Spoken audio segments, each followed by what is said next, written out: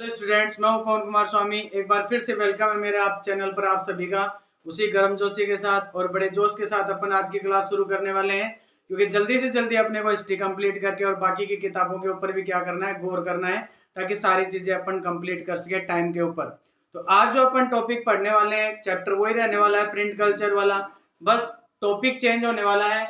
आज का अपना जो टॉपिक रहेगा वो religious reform and public debate रहेगा। यानी सेम टू सेम जो अपन यूरोप वाला पोर्शन पढ़ गए हैं, उसमें अगर आपको याद हो मार्टिन लूथर वाला अपन ने religious debate and fear of print वाला जो टॉपिक पढ़ा था, लगभग उसी से मिलता जुलता है। बस थोड़ा सा कंटेक्स्ट चेंज हो गया है। वो यूरोपियन कंटेक्स्ट में पढ़ा था, ये अपन इंडियन कंटेक्स्ट में पढ़ेंगे, उसी हिसाब से नाम पढ़ेंगे। बाकी चेंजेस वही हुए, आइडियाज चेंज हुए प्रिंट के थ्रू। जब लोगों रिलीजियस रिफॉर्मर्स थे, उनके आइडियाज लोगों तक पहुंचे तो उनकी सोच में क्या आया, बदलाव आया। धर्म के नाम पर जो चीजें हो रही थी उनका उन्होंने क्या करना शुरू कर दिया, विरोध करना शुरू कर दिया।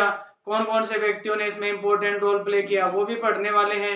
हिंदुओं के कंटेक्स्ट में पढ़ेंगे और मुस्लिम के कंटेक्स्ट में पढ़ेंगे। तो चलिए बिना कोई देरी के आज का टॉपिक अपन स्टार्ट करते हैं। जैसे मैंने बताया, आज का हमारा टॉपिक होने वाला है religious reform and public debate. कौन से पोर्शन वाले में, इंडिया वाले में। देखिए क्या लिखा हुआ है, from the early 19th century. कब की बात कर रहा है, अर्ली 19th सेंचुरी की बात कर रहा है। देयर वर इंटेंस डिबेट, जैसे अपन बात कर रहे थे, बहुत ज्यादा गहन रूप से क्या हो रहे थे, डिबेट हो रहे थे। कौन से इश्यूज के ऊपर, रिलीजियस इश्यूज के ऊपर, क्योंकि अपना टॉपिक भी देख लिए कौन सा है, रिलीजियस रिफॉर्म और पब्लिक डिबेट वाला ही है। ठीक है, तो कब की बात कर रहे हैं, अर्ली 19th सेंचुरी की बात कर रहे हैं। और किन के ऊपर डिबेट हुआ करता था, रिलीजियस इश्यूज के ऊपर। Different groups confronted the changes happening within colonial society in different ways. अब जो भी बदलाव हो रहे थे, कॉलोनियल सोसाइटी बात कर रहे हैं क्योंकि हम अंग्रेजों के गुलाम थे, औपनिवेश थे, तो जो बदलाव हो रहे थे उनको अलग अलग तरीकों से उनका क्या किया जा रहा था, विरोध किया जा रहा था। And offered a variety of new interpretation of the belief of different religion. और अलग अलग धर्म के अंदर जो भी मान्यताएं थी, जो भी रीति रिवाज थी, उनका अलग अलग तरीके से उनकी क्या की जा रही थी, व्याख्या की जा रही थी, अनुवाद किया जा रहा था। कब की बात कर रहे हैं अपन, अर्ली 19th सेंचुरी की बात करें। यानी सीधी सी बात है, जो आइडियाज थे अब लोगों के क्या होने लग गए थे, चेंज होने लग गए थे। किसकी वजह से, प्रिंट की वजह से। क्योंकि प्रिंट की वजह से बहुत सारे ऐसे रिलीजियस रिफॉर्मर्स के आइडियाज लोगों तक पहुंच रहे थे, जो उनकी सोच में क्या कर रहे थे, बदलाव ला रहे थे। यानी वो धर्म को अब दूसरे नजरिए से देखने लग गए थे। उनको जो लगता था कि धर्म के नाम पर क्या हो रहा है, गलत हो रहा है, तो उसको एक्सेप्ट नहीं करते थे, उसका क्या करते थे, विरोध करते थे। जैसे मैंने लिखा है, देखो और भी, some criticise existing practices and campaign for reform. जैसे मैंने कहा कि जो फिलहाल जो विद्यमान जो प्रथाएं थी, एग्जिस्टिंग प्रैक्टिसेस जो थी, कुछ उनको क्या करते थे, क्रिटिसाइज करते थे, उनकी आलोचना करते थे और क्या कहते थे कि भाई इसमें आपको क्या करना पड़ेगा, रिफॉर्म करना पड़ेगा, यानी आपको सुधार करना पड़ेगा। उसमें सुधार करने के लिए उनके द्वारा क्या किए जाते थे, अभियान चलाए जाते थे। किनके द्वारा, लोगों के द्वारा। While other counter the arguments of reform. और जिनको लगता था कि वे गलत हो रहा है, बदलाव नहीं होने चाहिए, वो क्या करते, जो रिफॉर्म करने के लिए कहते थे, वो उनको क्या करते थे, काउंटर करते थे। यानी उनके खिलाफ जो है चीजें क्या करते थे, प्रिंट के थ्रू स्प्रेड करते थे, सर्कुलेट करते थे कि ये गलत कह रहे हैं, रिफॉर्म की कोई जरूरत नहीं है। क्योंकि ऐसा करने से जो भी वो अपनी मनमानियां कर रहे हैं, वो मनमानियां फिर हो नहीं पाएंगी। तो जो रिफॉर्म करने के लिए क्रिटिसाइज करते थे, वो उनके खिलाफ क्या करते थे, काउंटर करते थे कि ये बदलाव होने चाहिए।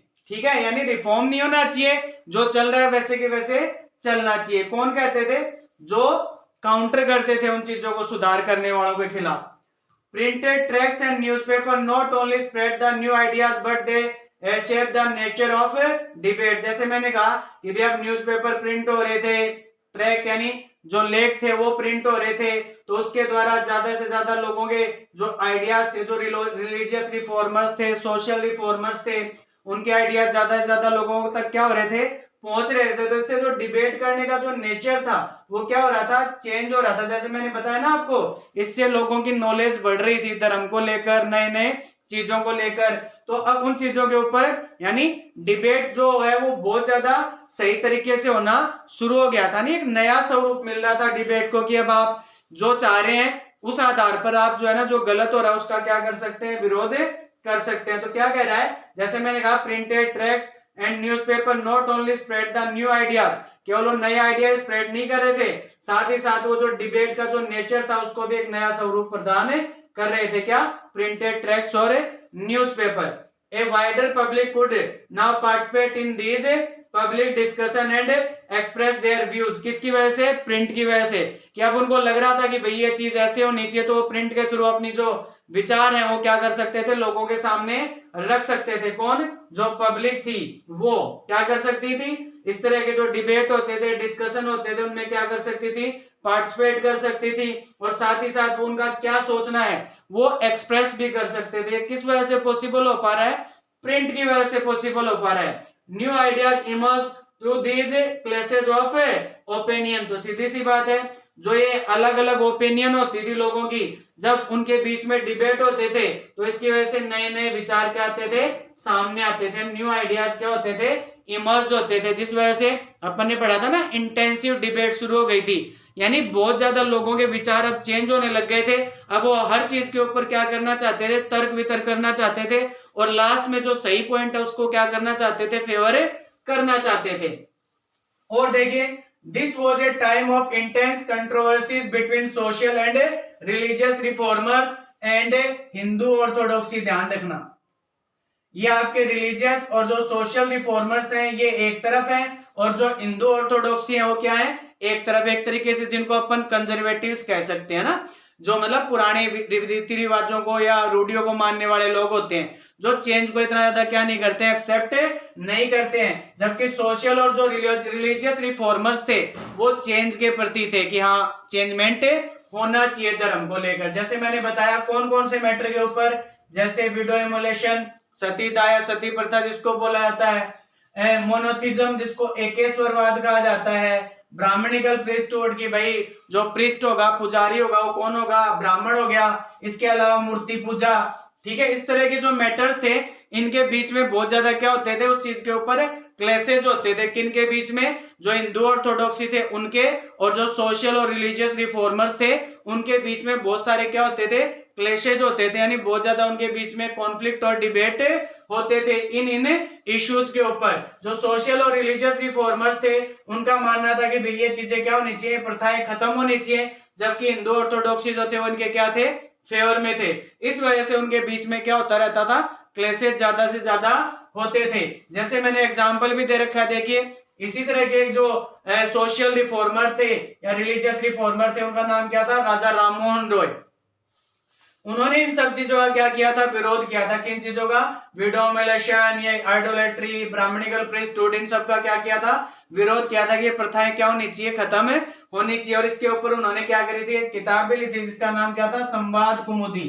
ध्यान रखना, संवाद कुमुदी। कब? 1821 में। तो जब राजा राममोहन रॉय ने किताब कर लिखी, यानी एक किताब पब्लिश करी, तो इसको काउंटर, जैसे अपन ने पढ़ा था ना कि जो चेंज के फेवर में नहीं थे वो इसको क्या करते थे, काउंटर करते थे। तो जो अपन ने पढ़ा, हिंदू ऑर्थोडॉक्सी जो थे उन्होंने इसको काउंटर करने के लिए समाचार चंद्रिका लिखी। कब?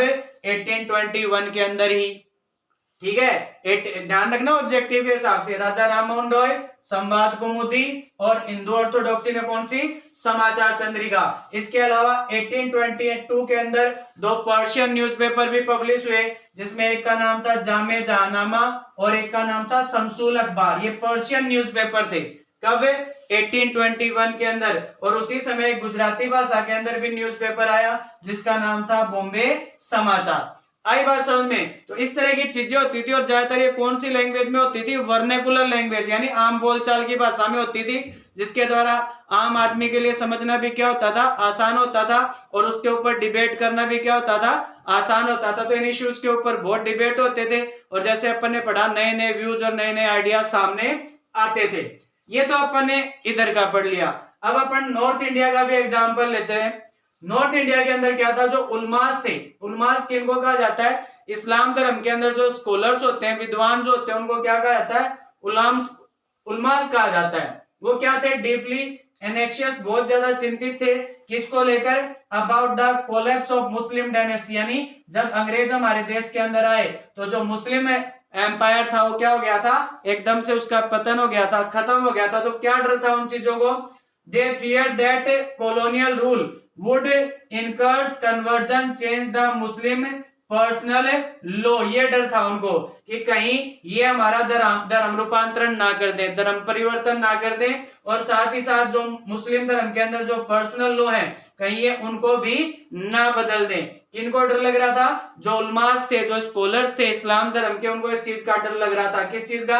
एक तो भाई मुस्लिम डायनेस्टी कोलैप्स हो गई, एक रिलीजियस कन्वर्जन का डर लग रहा था, और साथ ही साथ उनको लग रहा था जो मुस्लिम पर्सनल लॉ है ये उनको भी क्या कर देंगे? चेंज कर देंगे। तो इसीलिए टू काउंटर दिस, इसका सामना करने के लिए ये उलमास जो होते हैं दे यूज चीप लिथोग्राफी प्रेसेज, है ना, सस्ती जो प्रिंटिंग प्रेस है उनका प्रयोग करके, और क्या करते हैं? पब्लिश करते हैं Persian and Urdu translation of Holi scriptures, यानी जो इनके भी जो भी धार्मिक पुस्तकें हैं, किताबें हैं, उनको कौन सी भाषा में ट्रांसलेट करके? पर्शियन और उर्दू भाषा में ट्रांसलेट करके क्या करते हैं? पब्लिश करते हैं। And printed religious newspapers and tracts, इसके अलावा जो धार्मिक समाचार पत्र हैं और लेख हैं वो भी क्या करते हैं? प्रिंट करते हैं। क्यों करते हैं? ताकि इनके धर्म के अंदर जो भी मान्यताएं हैं, रीति रिवाज हैं, जो भी जिस प्रकार के चाल चलन, उनको लोगों तक क्या किया सके? पहुंचाया जा सके। और जब उनके साथ इस तरह के मतलब बदलाव करने की बात की जाए तो इनके आधार पर वो बदलाव के पक्ष में ना जाए। कौन? मुस्लिम कम्युनिटी वाले। तो देखिए लिखा हुआ है, मैंने आगे भी लिखा हुआ है, ठीक है, समझ में आ गया? तो इस तरह से एक और आपका ऑब्जेक्टिव क्वेश्चन आ रहा है, द देवबंद सेमिनरी 1867 के अंदर इनको क्या किया जाता है? फाउंड किया जाता है। कब?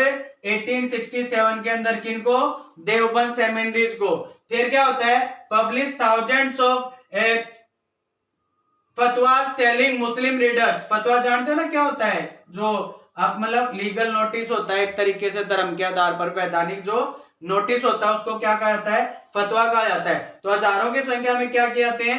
फतवे जारी किए जाते हैं। क्या बताया जाता है? टेलिंग मुस्लिम रीडर्स, क्या बताते हैं? How to conduct themselves in their everyday life. जैसे मैंने अभी थोड़ी देर पहले बताया था कि अपना दैनिक जीवन है वो आपको उसका किस तरह से आपको उसको क्या करना चाहिए? प्रोसेस करना चाहिए। And explaining the meaning of the Islamic doctrines, इसके अलावा मैंने कहा ना इस्लाम धर्म के जो मान्यताएं हैं, रीति रिवाज हैं, ठीक है, उसका भी उन्होंने क्या बताया? उनको मतलब बताया कि वास्तव में इनका क्या मतलब है, और ये आपके लिए बहुत ज्यादा क्या रखते हैं? मायने रखते हैं। हमारे जो रीति रिवाज है, धर्म के नाम पर जो भी चीजें हैं, आपको उनका सही तरीके से रेस्पेक्ट करना चाहिए, उनको सही तरीके से प्रमोट करना चाहिए। किसी के दबाव डालने के बाद आप जो है ना उनके खिलाफ नहीं जाने चाहिए। तो ये सारी चीजें उन्होंने क्या करी? कोशिश करी कि इन्होंने उलमाज ने फतवे जारी कर रहे हैं, रिलीजियस टेक्स्ट प्रिंट कर रहे हैं, न्यूज़पेपर पब्लिश कर रहे हैं रिलीजन के आधार पर, ताकि जो डर है उस डर से अपने समाज के लोगों को क्या कर सके? मुक्त कर सके। तो ये मुस्लिम कम्युनिटी के आधार पर है, ध्यान रखना। उलमाज वाला याद रखना, फतवा वाला याद रखना, देवबंद सेमिनरीज वाला याद रखना। किस चीज का डर था? जो मैंने बताया तुम्हें, मुस्लिम डायनेस्टी कोलैप्स हो रही है, क्या डर था? उनको कन्वर्जन का डर था और मुस्लिम पर्सनल लॉ को चेंज करने का डर था। फिर उन्होंने कौन कौन सी भाषाओं के अंदर ये होली स्क्रिप्चर्स और ये चीजें प्रिंट करी? तो पर्शियन और उर्दू लैंग्वेज के अंदर, ठीक है, ये वाली चीजें हो गई। अब ऐसा नहीं था कि यही था, हिंदी भाषा के अंदर भी क्या हुआ? धीरे धीरे फिर इन रिलीजियस टेक्स्ट का क्या हुआ? प्रिंटिंग शुरू हुई। जैसे आपको पता है कि भाई जो रामचरितमानस थी मिड 16th सेंचुरी के अंतर्गत जो है ना, जैसे मान लो तुलसीदास के द्वारा, वो कलकत्ता में 1810 के अंदर दोबारा से उसको क्या किया गया? प्रिंट किया गया। ध्यान रखना, कलकत्ता के अंदर। कब? 1810 के अंदर, ठीक है। कब? 1810 के अंदर। किसको? रामचरितमानस को। इसके अलावा हमारे यहाँ दो प्रिंटिंग प्रेस भी थी जो इस तरह के रिलीजियस टेक्स्ट क्या करती थी? प्रिंट करती थी। एक तो थी आपकी नवल किशोर प्रिंट जो कहाँ थी? लखनऊ के अंदर, और एक थी वेंकटेश्वर प्रेस जो कहाँ थी? बॉम्बे के अंदर। वहां पर इस तरह का क्या होता था? रिलीजियस टेक्स्ट क्या होता था? प्रिंट होता था, और वो पोर्टेबल होता था, लोगों के लिए लाना और ले जाना क्या होता था? आसान होता था। लोग खरीदते थे, जहां भी समय मिलता था तो वहां बैठकर उनको क्या करते थे? पढ़ते थे। किसको? रिलीजियस टेक्स्ट को। उस समय इस तरह की मतलब की सोच विकसित थी कि भाई इस तरह की जो अलग अलग धर्म के आधार पर जो पुस्तकें वगैरह प्रिंट की जाती है, इससे लोगों के बीच क्या होते हैं? कॉन्फ्लिक्ट होते हैं, यानी उनके बीच में टकराव की स्थिति उत्पन्न हो जाती है। लेकिन ये बात एकदम से सच नहीं थी, क्योंकि कई बार ऐसा देखने में आता था कि इस तरह के जो अलग अलग धर्म के आधार पर जो रिलीजियस टेक्स्ट क्या होते थे? प्रिंट होते थे, तो अलग अलग कम्युनिटीज एक दूसरे से क्या होती थी? कनेक्ट भी होती थी, ना कि उनके बीच में क्या होते थे? कॉन्फ्लिक्ट होते थे। आ गई बात समझ में? तो जो ये मैंने बताया आपको religious reform and public debate वाला एक इंपॉर्टेंट क्वेश्चन है, इसमें आप राजा राम मोहन रॉय वाला पोर्शन और जो हिंदू ऑर्थोडॉक्सी वाला है, मुस्लिम कम्युनिटी वाला है, छोटे क्वेश्चंस में मैंने आपको बता ही दिया, देवबंद सेमिनरी बता दिया। इसके अलावा ये जो अपन ने 2 प्रिंटिंग प्रेस पढ़ी है, लखनऊ वाली और बॉम्बे वाली, किस तरह का मैटर प्रिंट होता था, ठीक है। जैसे जैसे मान लो धर्म के नाम पर जो रिलीजियस रिफॉर्मर्स थे या सोशल रिफॉर्मर्स थे, उनके आइडियाज लोगों तक पहुंचे, तो उन्होंने मतलब धर्म को अलग अलग तरीके से इंटरप्रेट करना शुरू किया। उस आधार पर धीरे धीरे डिबेट वाला प्रोसेस और आगे बढ़ा। लोग जो थे ना ज्यादा इन चीजों के ऊपर क्या करना चाहते थे, डिस्कशन करना चाहते थे, ठीक है। उसके अलावा अपन ने पढ़ा कि भाई मैंने कहा ना डिस्कशन वाला ये सारी चीज, तो ये अपन ने इसके अंदर पढ़ा है। इंपॉर्टेंट टॉपिक मैंने आपको बता दिया, ऑब्जेक्टिव क्वेश्चन भी काफी हैं, इंपॉर्टेंट चीजें बहुत बता दी हैं। ये था अपना आज का टॉपिक। अगर आपको अच्छा लगा हो तो लाइक शेयर और सब्सक्राइब करना ना भूलें और बेल आइकन को भी प्रेस करें, ताकि जब भी वीडियो डालूं तो तुरंत आपके पास क्या पहुंच सके, नोटिफिकेशन पहुंच सके। देखने में आ रहा है कि मैं आपके लिए रोज मेहनत कर रहा हूं, डेली के डेली 2 या 3 वीडियो डालने की कोशिश कर रहा हूं, ताकि आपका टाइम पर सिलेबस कंप्लीट हो और आप बोर्ड एग्जाम में बढ़िया तरीके से प्रिपेयर होके जाओ। लेकिन देखने में आ रहा है कि बच्चे वीडियो ही नहीं देख रहे हैं, इतनी मेहनत का कोई क्या मिलना नहीं है, क्रेडिट भी नहीं मिल रहा है। तो इससे आपसे मतलब ये मेरी रिक्वेस्ट मानो कि आप वीडियो को अच्छी तरह से देखो, ताकि आपको उसका बढ़िया फायदा मिल सके और मेरी मेहनत भी क्या हो सके, सफल हो सके। अदरवाइज तो भाई सीधी सी बात है, ऐसे वीडियो बना के डालने में कोई फायदा तो है नहीं। मैं आपको ध्यान में रख करके आपको प्रॉफिट हो उस चीज को लेकर ये वीडियो बना के आपके लिए डाल रहा हूं। तो इसलिए ज्यादा से ज्यादा वीडियोस को देखें। टाइम पर मैंने आपका हिस्ट्री का सिलेबस कंप्लीट करवा दिया लगभग। जब आपने कमेंट किया कि हिस्ट्री का सिलेबस टाइम पर कंप्लीट करवा दो, तो एग्जाम से पहले मैंने आपका सिलेबस भी टाइम पर करवा दिया है। अब हिस्ट्री वाला सिलेबस भी ऐसा नहीं रहा कि भी अपन ने छोड़ दिया। तो इसीलिए वीडियो को अच्छी तरह से देखें, ताकि आपको सारी चीजें समझ में आए और आप परीक्षा के लिए आपका जो एसएसटी का पेपर है 25 का जी जान से लगे रहें। और जो चीज समझ में ना आए कमेंट करके मेरे से पूछें, ताकि मैं आपको सही चीजें क्लियरिफाई कर सकूं। तो मेहनत को क्रेडिट देते हुए वीडियो को ज्यादा से ज्यादा तक लोगों तक पहुंचाएं और सब्सक्राइब करना ना भूलें। मिलते हैं अगली क्लास में, जो अपना लास्ट टॉपिक हुआ प्रिंट कल्चर वाले चैप्टर का। कोशिश करूंगा आपका उसी क्लास के अंदर सारा आपका ये सिलेबस कंप्लीट कर सकूं। तो मिलते हैं अगली क्लास में, तब तक थैंक यू सो मच।